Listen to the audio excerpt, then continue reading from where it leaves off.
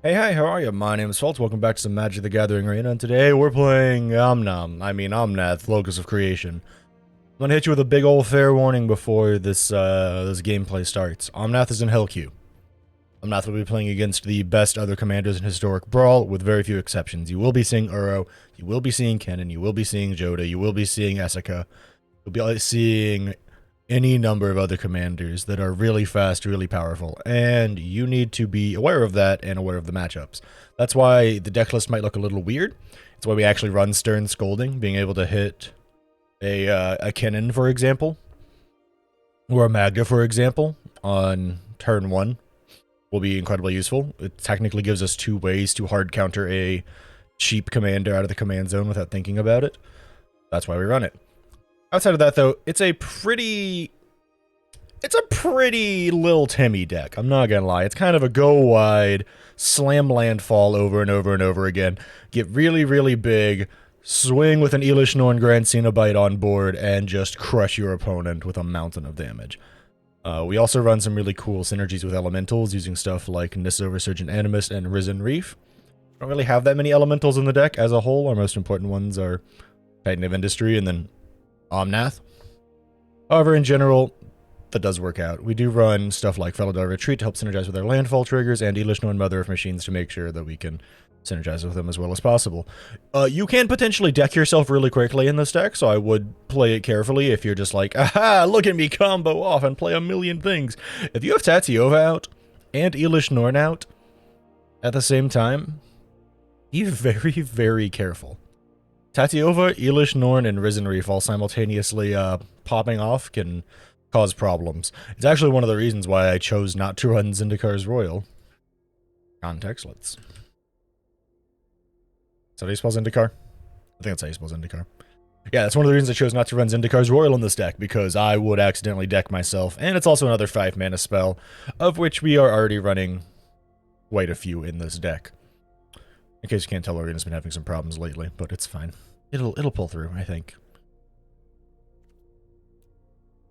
But this is the deck list. It's just kind of a giant pile of 4-color good stuff with some decently controlling things, but mostly revolves around the idea of ramping stuff out and accruing so much value that even if your opponent does kill off your commander, you will probably find a way to have enough mana to play him and just start redrawing your way through your deck to crush them mercilessly.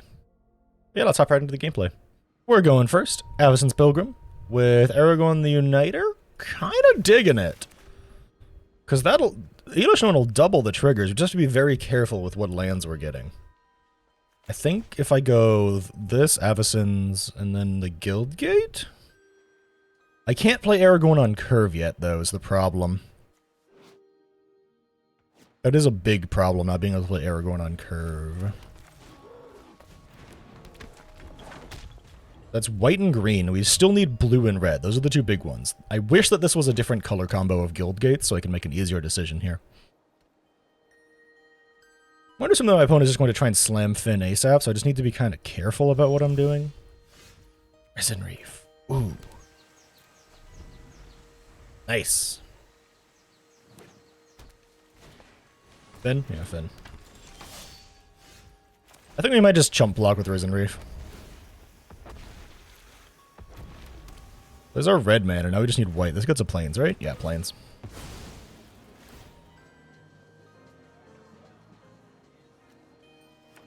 We could also just play Omnath after this and get the Risen Reef trigger, and then play Elish Norn. I think playing Aragorn first matters more, but I also think that just chump blocking isn't a bad play. Just keep the poison counters off me for as long as possible, you know?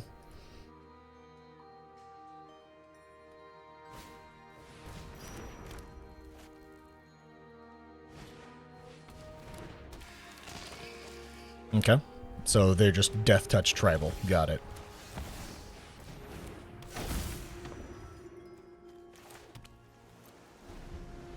We are going to be taking 6 poison counters here. This is when I cast a white spell. Okay. Math is hard. I think, technically speaking, if I play Omnath, I can also play Elish Norn and get 2 jump blockers. I really just like Finn as a commander. He's painfully one note. There's not really a lot to him. There's no meat on his bones. He's quite literally... Aha! I guess Aragorn can be pumped. That is a good spell to be on top.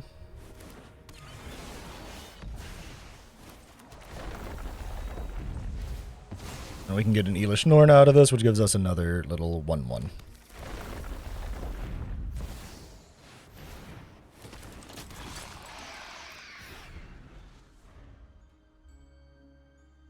We might have to sack away Omnath. I'm not gonna lie. I'm straight up not gonna lie. Might have to sack away Omnath if I'm not careful here.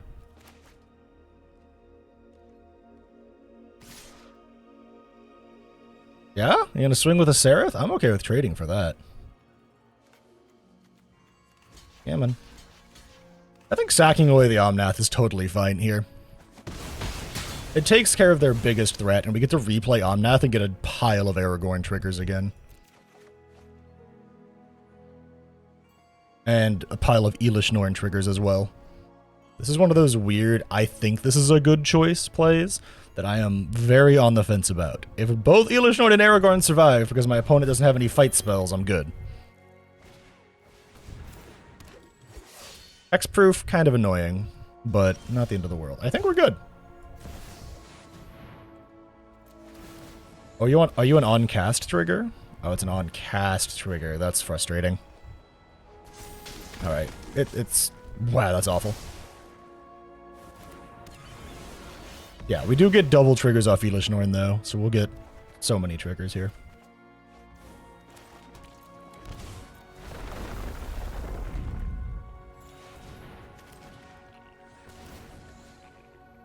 I don't know. Elish Norn again?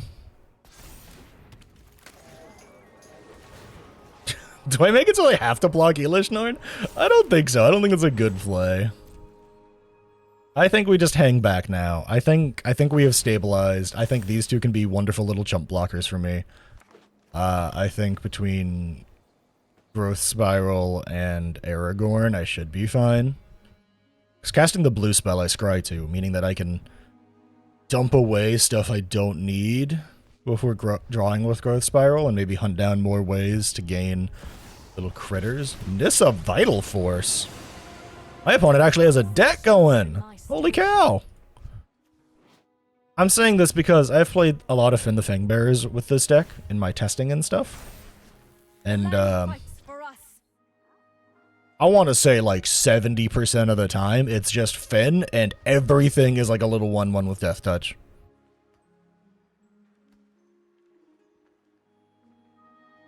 That's like so much a percentage of the deck.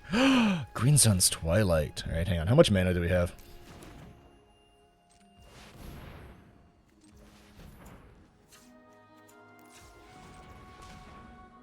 Okay, 1, 2, 3, 4, 5, 6, 7, 8, 9, 10. So we can cast this for X equals 9 and go really digging. Yeah, pump Elish Norn. Let's go really digging. Italy! Hello! Hello, my friend! How are you? We get 2 Italy triggers. We're doing a silly accent because... Oh no! Oh no! Oh no, no, no, no, no, no, no. Okay, I was the problem child in this game. Fun fact, Elish Norn does double Italy triggers. Meaning that I got a Venomous Brutalizer and an Elish Norn. Elish Norn would not wipe out their board, but make it very hard for it to survive. While pumping mine to Kingdom Come. And I believe these are card casts, so I would get buffs from Aragorn, and then I would get a second Italy trigger afterwards. So I think my opponent made the right move. I think I made the right move, digging really deep with that Green Suns. But yeah. GG's, Finn. I was very scared for quite a bit there. 6 poison is nearly dead. Alright, opponent goes first. We're playing into Turgid. There's a 50-50 on this match. What is that 50-50? Either my opponent is going to have fun, or my opponent isn't going to have fun. What do I mean by that? They're probably playing Discard Tribal. Here it comes! Thoughtseize! Divest. Yeah, I'm going to expect back-to-back Thoughtseize, Duress. What else am I expecting? I'm expecting Thoughtseize, Duress. There's some other discard spells that I would not be surprised to see. Holy cow, my opponent's giving me a chance. All right. We're literally just going to immediately go get a blue and a white. Actually, we're going to go get a red and a white because we have a blue in a hand. Put the white on the battlefield so then we can have it for Swords to Plowshares when the time comes. And eventually be able to protect our hand with Dovin's Veto. Oh my god, we've done it. We can protect ourselves with Dovin's Veto. It's real. It's really real. We stand a chance against Turgrid, the most boring commander to ever boring. Glissa. Or Gisa. It's Gisa, not Glissa. I don't have any red mana. I think we just need to hold. I think we just need to hold, just straight up. I kind of want to bait them into trying to play Turgrid.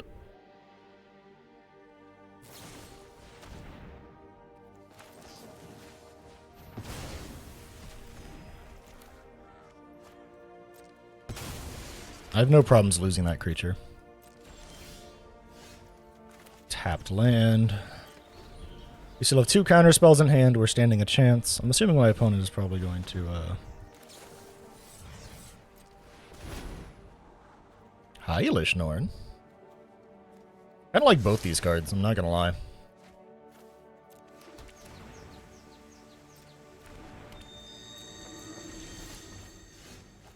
I can't tap this. Let's go blue, green, red, white, extra color.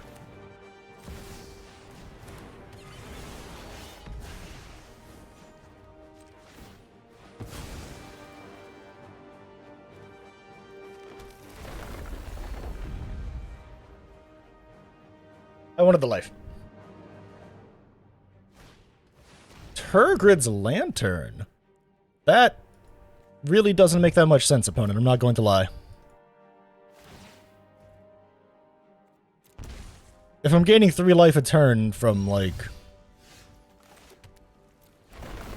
other effects, we'll go get an extra blue source so we can play Archmage's Charm when we want to.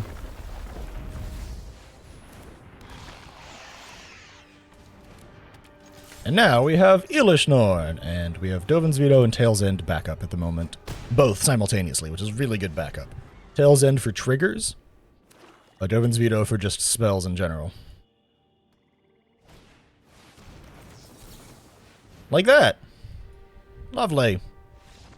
We beat Turgrid! I was really scared. I feel like they should have brought more hand hate. Honestly, only having Divest in your opening hand felt kind of weird.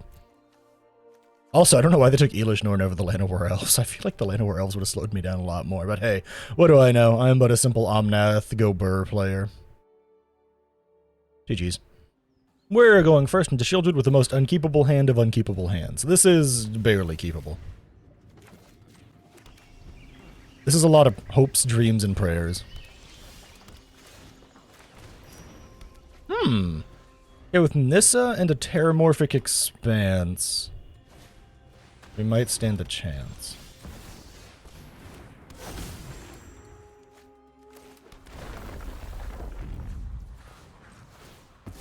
This doesn't actually get us enough mana to matter, but I believe we are going to go seek a thing. We have so much green mana in hand.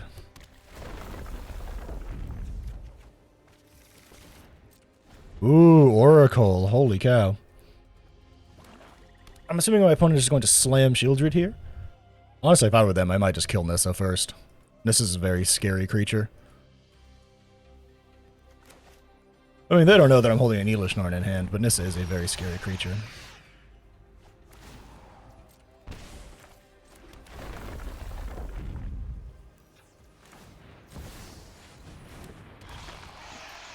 We are going to play Elishnorn, Mother of Machines. We are getting double landfall triggers now. Assuming that she lives.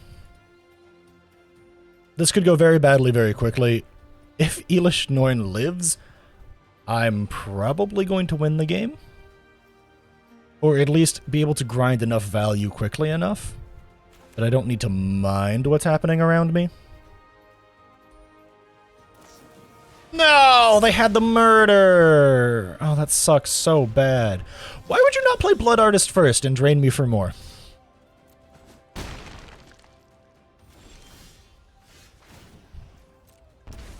Anyways.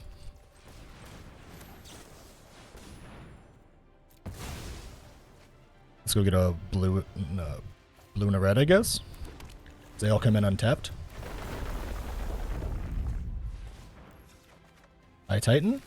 Omnath. Do draw a card and lose some life off it, but that's okay. Because now we gain some life back.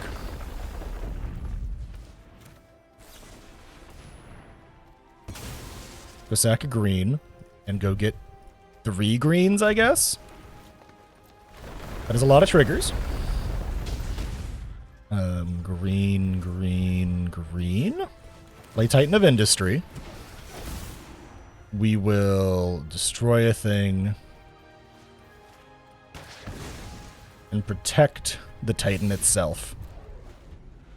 That was a pretty good turn. Killed off our opponent's mana ramp a little. Hurt ourselves a bunch to do it. Ramped really hard so we can slam a Nissa on curve here. And my opponent's just kind of at an impasse at the moment, which is good for us.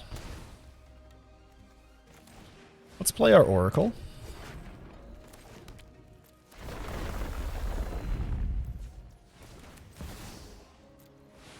So I can just like hard play Nissa here and just start making a bunch of tokens. And be able to overrun here in a second.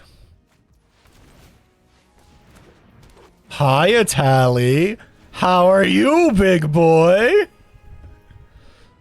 Alright, we're looking good. I think we may have grinded out this matchup already. Turns out, Intish Restoration with the Omnath on field. Really good card. Who would have thought? Orcish Bowmasters? No! I can't draw any more cards. That actually sucks. Oh, that really hurts. Say hi to Atali. Alright. Gix, that's not bad. We will decline the Supreme Verdict. We will make one more guy, and assuming we don't die here... If we don't die, like, right here, right now, we win. Because we have 5 forests over here, which is enough to give +5/+5 and trample. Which should be a kill. Especially once we flip Atali, because he'll get even bigger. We need one turn. 1 turn of survivability. My opponent can tell, too. They see the Veil of Summer. So they have to know that they need answers now. Oh, did they not find them? Veil of Summer? Everyone gets a big old trampoline nonsense. We flip Atali, we swing with everyone, and that's victory, baby! They cannot stop what's a-coming!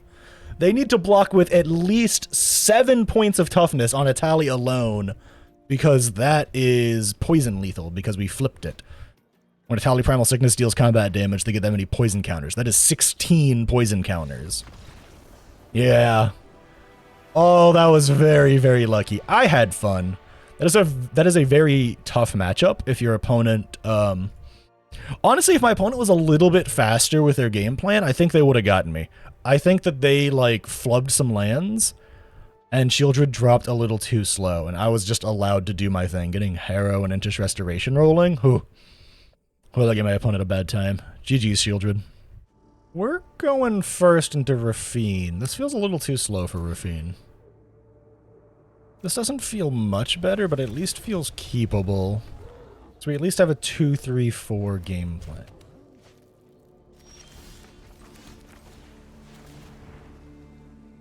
What do you want in Spell Pierce?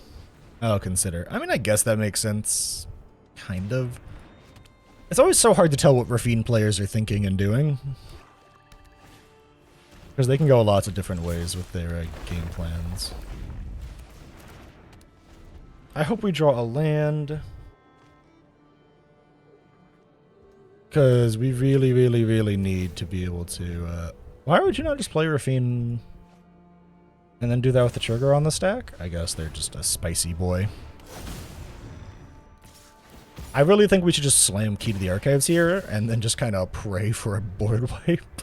As weird and toxic as that is.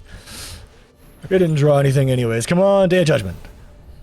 Demonic Tutor is literally Day of Judgment on a stick.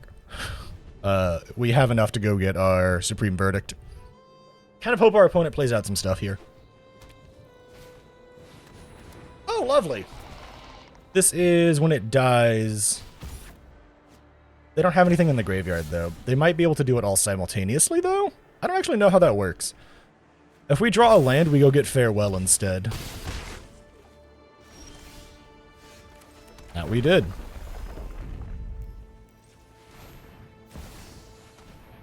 Because that way everything gets exiled and doesn't just die.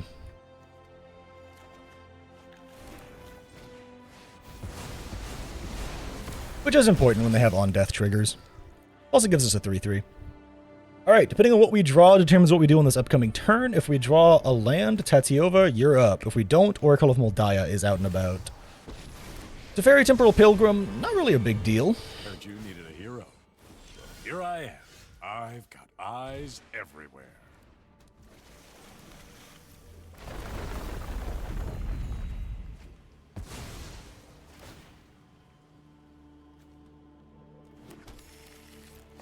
All that life.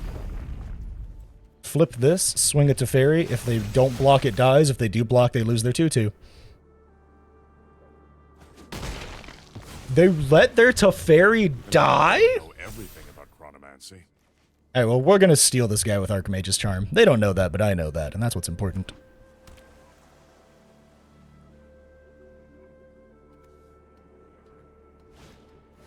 Unctus. But that's only if stuff gets tapped. This doesn't get tapped. It has Vigilance. Yeah, sure. That thing grows like infinitely, dude. That thing grows the size of your deck. This also gets mana out of their hand if they want to protect it. Omnath. We have protection for it in an Archmage's Charm. That's the other reason we were waiting. Raffian Dex likes to play County Magic. Yes, I said County Magic. Fight me. Counter. Bye-bye. You got a second murder spell here, opponent? I'm pretty sure it's just Unctus that's holding up Prio because he's Unctus. I think we're going to do this and then probably just play Oracle and try and get some more mana.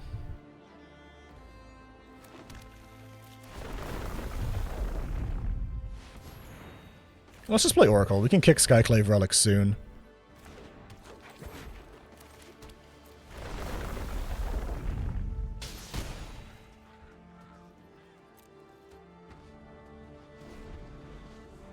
I think we just start waiting for a good time to Sublime Epiphany at this rate.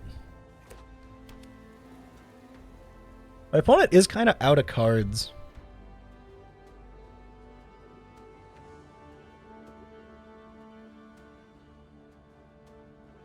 They only have 2 in hand. That is a big problem with Raffian. It's why, personally, I like to... We can just jump block it with our little guy here. That's why, personally, I really like Teferi's Ageless Insight in, like, a Raffian deck. That's just, like, my opinion, man. Ooh. Hi, Uro. You're a good card. 1, 2, 3, 4, 5, 6, 7. 8 mana. So 1, 2, 3, 4, 5. This will be 6, but that's only if it doesn't get countered. I think we can't afford to do that. I legitimately think I can't afford to do that. Alright, well, this is all very nice. Targeted creature I control. A second Lotus Cobra sounds wonderful. Even if that is a Spell Pierce, we have 2 open mana. It needs to be like a Swan Song or something, and either way, getting out like a Swan Song, really nice. Shore up. I mean, honest to God, totally fine. Still have a second Lotus Cobra. Oh, opponent, that's not the play. Let's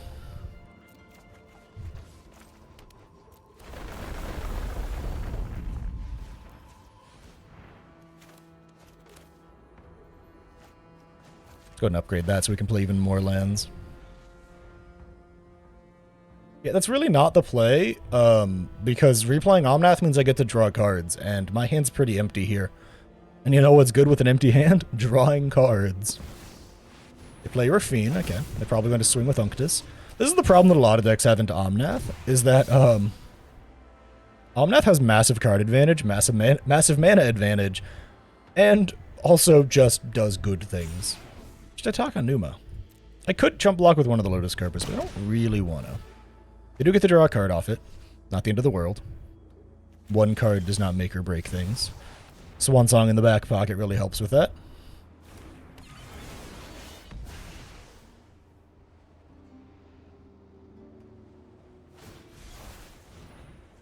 Sure, yeah. I'm just gonna play him again, opponent. Don't quite know what that game plan was.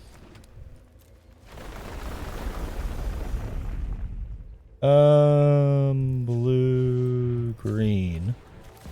Omnom. No, that's Uro, never mind. Words are hard. You can play this as a land off the top, fortunately. And then if we just do like green, green, we can go get 2 land cards and exile their graveyard to regain some life, which they might want to get back at some point. I think I'm just going to go get something simple like a Command Tower and Evolving Wilds, then we can use the Evolving Wilds trigger on the upcoming turn here. Blue, green, blue, green. Now we can escape Uro. Getting rid of the Terramorphic Expanse, the Broker's Hideout, Demonic Tutor, Dovin's Veto, and Sunfall.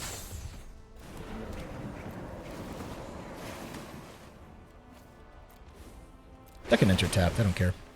Some more triggers.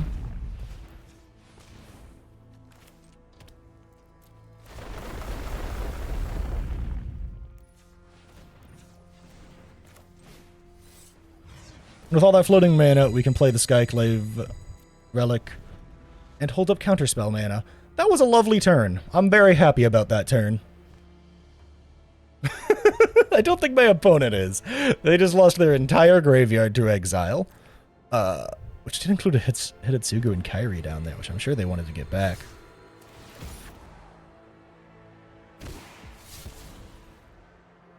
They need to discard 2 non-lands, which they did, so they got it up to a 5/7. But if I just block with Uro and then, like, another little guy, he just dies? Which means they don't draw cards. Board wipe. Come on, opponent, you can see my hand. We both know what's going down. We both know what's going down. Fun fact, I didn't have to play that for so big. Uro had damage on him. And that will be game.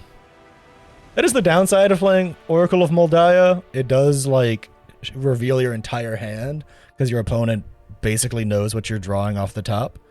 But it does provide the other upside of your opponent knows when they're boned, so they just slam a meat hook for way too much mana. When you're holding up Counterspell and Swan Song. But either way, GG's Rafine. It was not really that close, but you had a cool deck. I liked it a lot. It was pretty sick.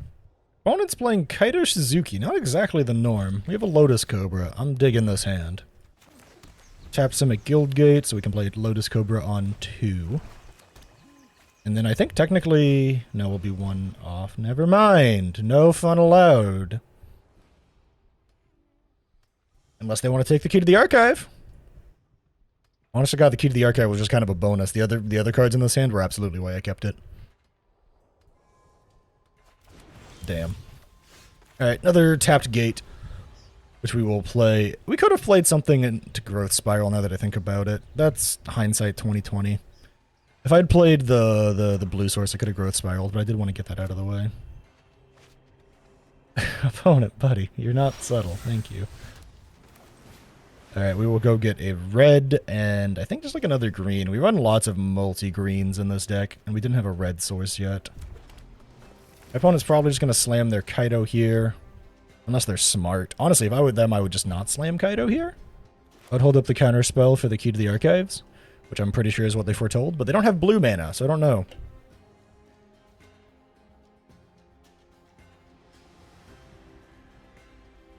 Did they keep a blueless hand? Aether Hub technically has blue. Honestly, if they play Kaido, I think we're just playing Key to the Archive. They technically don't have blue anymore, though. Which makes me think that this is like a counterspell. It's like your defenses aren't even there. Artifact or creature. Lightning Bolt. Not exactly what I was expecting to get out of that, but Lightning Bolt's always good. Lightning Bolt can blow up Kaido. They do get to draw a card here. But that's a-okay by me. They are, from the looks of it, still missing blue mana. Yeah, they just got blue mana. Absolutely am feeling a big old pile of nom nom my brains out. I mean, what? What? Huh? Did you get their opponent? But yeah, I think we play Omnath first to try and get out my opponent's, like, interaction and magic. And then we Lightning Bolt the Kaido in response. Fun fact, if Omnath resolves, we can Growth Spiral and Lightning Bolt. Yes, I have blue mana open. What are you going to do about it, opponent? Oh, well, Omnath doesn't get countered at least, and neither does the Lightning Bolt. So that's nice. I think we actually hold the Growth Spirals for next turn, and then we can maybe, like, Hue the Entwood or something. Bye, Kaido. I should really run Lightning Bolt in this deck now that I think about it. But at the same time, I feel like it doesn't really work with Omnath. Omnath is a little too expensive of a big boy. We're actually getting close to Hue the Entwood territory. But at the same time, I don't know if it's worth it. I feel like if Omnath doesn't live, we don't play it for obvious reasons, because we don't get the landfalls. And it is only artifacts or lands. And while we do have a lot of good artifacts and lands, I don't think we have that many artifacts and lands that are that good. I think Circuitous Roots probably. Wow, Behold the Multiverse. Not what I was expecting to see foretold. Of all the cards in a Kaido deck, really was not expecting the Behold the Multiverse. Oh, they are concerned. We can also just Hue the Entwood and then just, like, not bother. Feed the Swarm, taking 5 damage. Okay by me. I will play Omnath.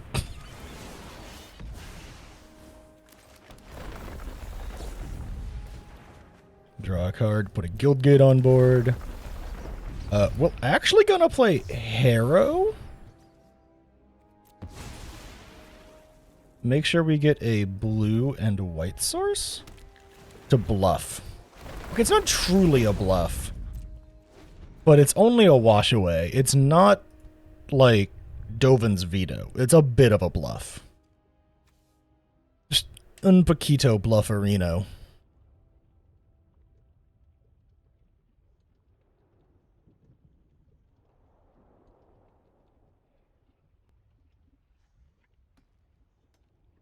My opponent's probably trying to decide what they want to blow up. Honestly, Key to the Archive is not a bad thing to blow up. Not really. Ashiok. Listen to your pain. It whispers grand ideas. I mean, if they say put Omnath back in your hand and exile it, I'm kind of okay with that, to be completely honest.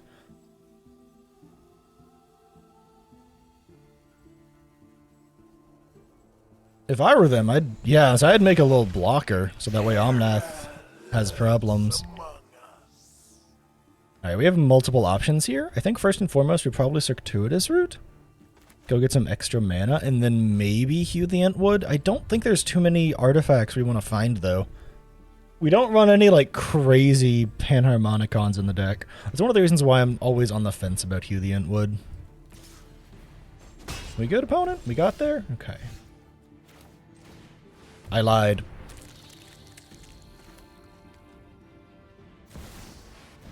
Okay, so we need sack down to 6. 1, 2... So 1, 2, 3, 4, 5, 6. 1, 2, 3... 5. So if we sack 3, we can go searching.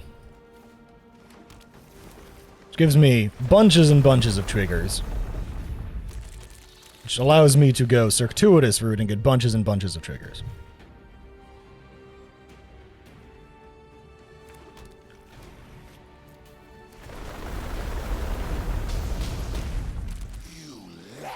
And on Ashiok might die now.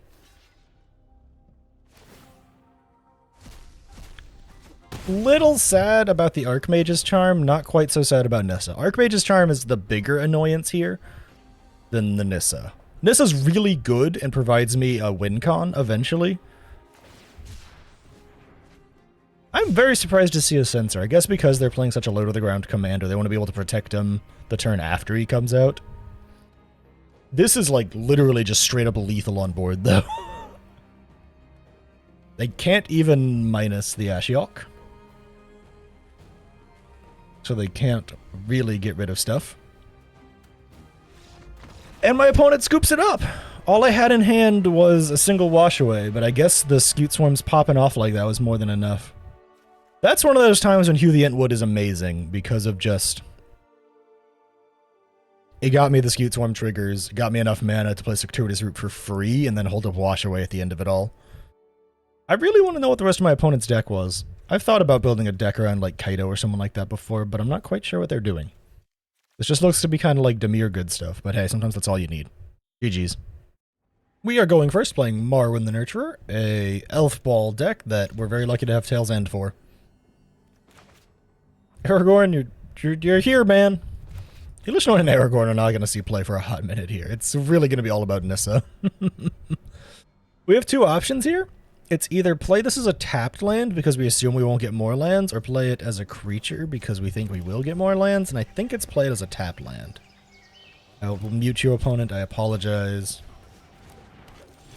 Death Touch with Revolt, meaning we don't have to hold up counter magic now because they didn't get a mana dork. They got a mana dork, you absolutely hold up counter magic. Yeah, if they played something like that.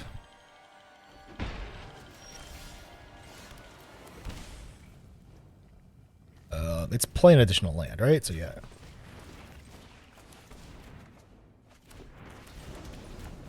Make sure we have counter magic available. We can actually play Aragorn now, can't we? Blue. Yeah, we can play Aragorn now. Nice.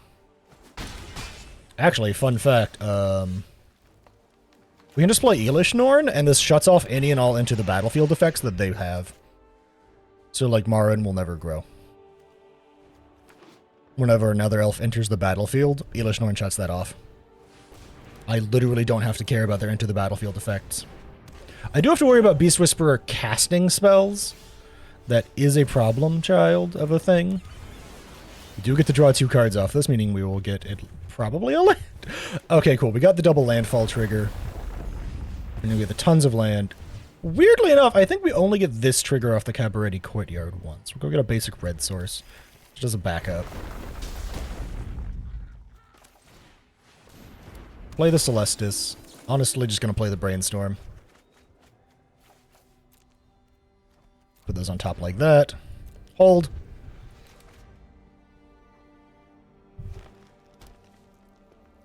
Because our creatures are already so big, and Marwyn's not going to grow super quick, they will keep drawing off Beast Whisperer, but that's not a huge deal.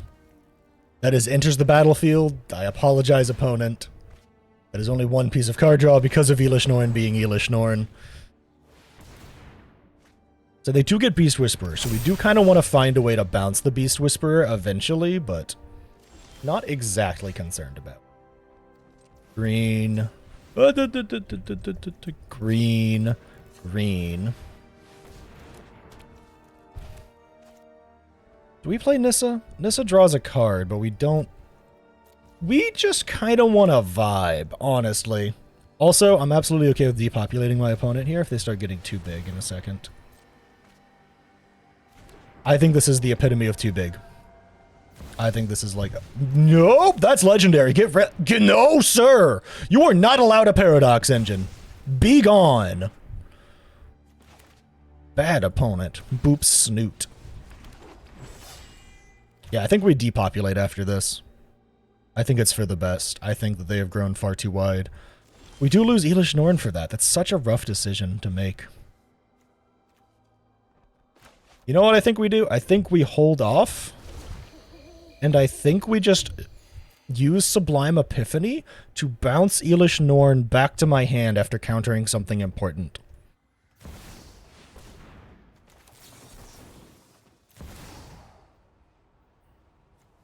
That's an enter the battlefield effect. I don't care. I had to read it, but it's an enter the battlefield effect. Alright, so counter the spell, counter a thing, bounce, create a copy, draw. Counter one of those, bounce that, create a copy. Wait, no, hang on. Sorry. Counter the spell,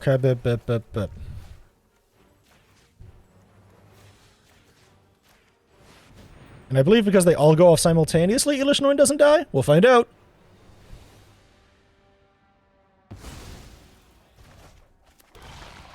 Yep, I was right. I am a genius! We'll play this because we literally don't have anything else.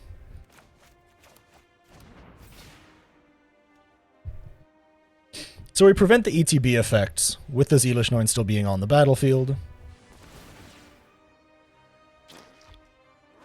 And then we just depopulate them after this, and we pray for the best. Really looks like they are just trying to deathball us down, but honestly, if we just like keep getting their stuff out of here, it's all totally fine. They can replay Marwyn, but I'm not exactly scared of that, to be completely honest. Alright. We're going to Terramorphic Expanse to get some extra mana rolling here, so that we can potentially just like oh wait, we don't have to. Yeah, we get it immediately. So yeah, let's just depopulate. Bye-bye everything. Take action, then we replay Elish Norn to completely shut them down a second time. Which means we draw twice, because Elish Norn sees herself enter the battlefield. We're just gonna kind of win off of that, I think.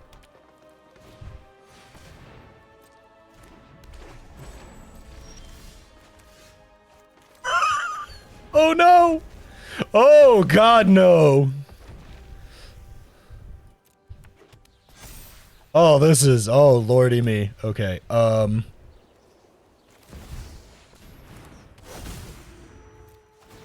okay, alright, calm down. We got this. Crack the token. Get a green. Constantly make green. Just in case we get, say, a Titan of Industry. Play Harrow. Rack a green. Get 2 green. Get 2 more green. It's 2 untapped green and 4 untapped green, which should be enough to play Titan, meaning we get 2 full sets of ETBs, I believe. Good God above. Alright, it's fine. 4-4, destroy. Destroy that, just in case. 4-4, gain life. I gain life. 2 triggers off tribute. Oh, lordy me. Oh, it's all falling apart. Oh, Jesus Christ. Yeah, you thought you were the one with slamming ETB triggers opponent with your Marwyn and your card draw. But it was me, the real commander of this deck, Elish Norn. Yeah, no, that's, this is the type of stuff that I'm so happy I managed to get into a video. I have done stuff like this before several times when testing this deck. It just kind of happens. If you can get Elish Norn, Risen Reef, and Nissa on board, you're going to just trigger so many things. Tribute to the World Tree was just an added bonus. If we could have gotten Felidar Retreat rolling too, oh man, that would have been rough for my opponent. But they were playing very well. They were playing around what I was doing, trying to make sure that they used their, like, their Beast Whisperer triggers right. The Paradox Engine would have killed me. I'm very happy I had a counter for it. But yeah, GG's, Marwyn. Alright, we're back with some post-game wrap-up. 3 very important things that I feel like are needed to be brought up here. 1, I reiterate, this is a Hell Q commander. You will be fighting the best of the best. 2, my version is much more built for fun and silly combo offs with the likes of Elish Norn, and as you saw in that last game, comboing with Nissa and multiple ETB effects. And 3, this is nerfed Omnath. I want to make that very clear. That is something that I feel like is very important to remember when playing this deck, is that this is a nerfed version of Omnath. He costs 1 extra, meaning that even though you're playing against Kinnan and Golos and Marwyn and Ragavan, and all those commanders who aren't changed, you are actually made worse. And you might not think that 1 extra mana makes Omnath that much worse, but it really does. Not being able to slam an Omnath on turn 3 off of playing a Delighted Halfling on 1, and then like a Arcane Signet on 2 and stuff like that, not being able to slam Omnath on turn 3 can really, really mess with your curve and your power levels. And it is something big to keep in mind, and you might want to move to a more controlling shell than this one to have more fun with it. However, I still think this version's the best, but you will absolutely have more games where you're just like, oh, well, I just lose because my minuscule number of counter spells that I have in the deck weren't in my hand at the time. If I were you, personally, I'd cut a lot of these 3-drops that are mana ramp and mana fixing and go much more in on the 1-2 drop interaction and counter spells. Simply because, as a whole, Omnath does kind of carry the deck. He is very powerful, and you probably only need a handful of the Harrow-type effects. Still think Eilish Norn's amazing for multiple reasons. Still think, like, Tatiova's amazing. Still think Aragorn's amazing for all these different reasons. But, just something in general to think about and consider in the back of your head. Thanks for watching. That'll be the end of the video. Don't forget to like, comment, subscribe. Deck list is in the description, as per always, and I hope to catch you in the next one.